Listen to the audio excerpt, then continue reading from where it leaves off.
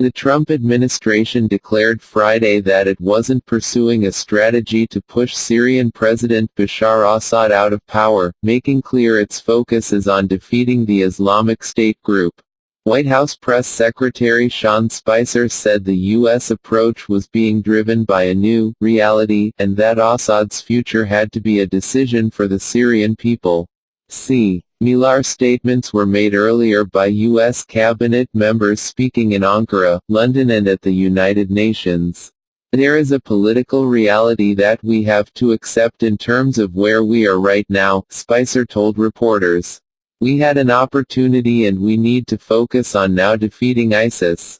Hours earlier, Jim Mattis, President Donald Trump's Pentagon chief, said Washington was looking at Syria one day at a time, indicating Assad's status wasn't the most immediate question.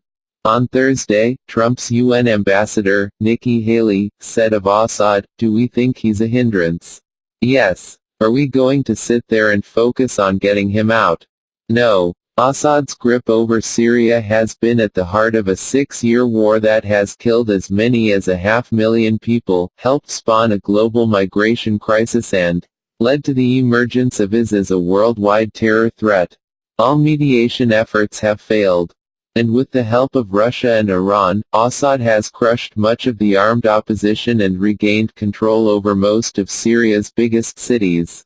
While the statements of Trump's policy, by themselves, break little from where President Barack Obama left U.S. policy upon exiting office, they differ sharply from Obama's earlier demands for Assad to leave power.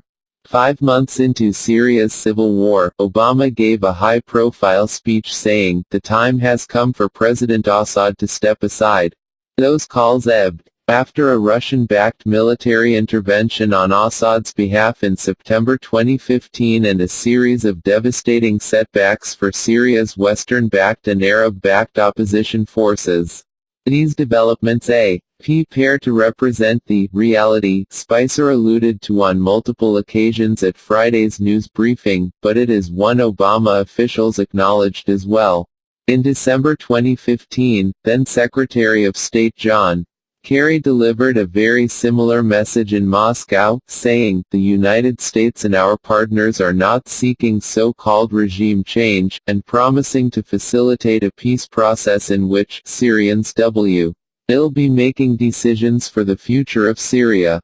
His efforts failed. Nevertheless, top Trump officials sought to describe their approach as new. Speaking to reporters at the UN, Haley said the U.S. can't necessarily focus on Assad the way that maybe the previous administration did.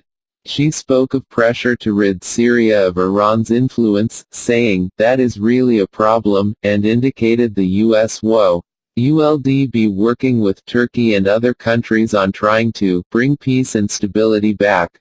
"You pick and choose your battles," she said. "And when we're looking at this, it's about changing our priorities.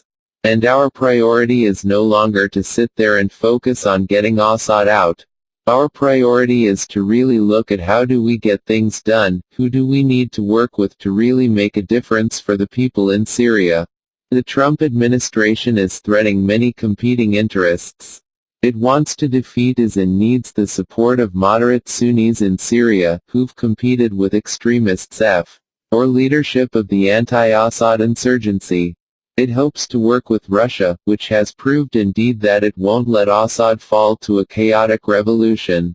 And it needs Arab allies, who've held firm on the mantra of, "Assad must go." But the White House also has been trying to emphasize to American voters how it is pursuing a new track on U.S. foreign policy after Trump's severe criticism of the status quo. In Turkey on Thursday, Secretary of State Rex Tillerson recited part of the new message: "The longer-term status of President Assad will be decided by the Syrian people." Spicer said avenues that might have existed for Obama to drive Assad from power had since been closed off. "There is not the opposition that existed last time and the opportunities that existed," he said.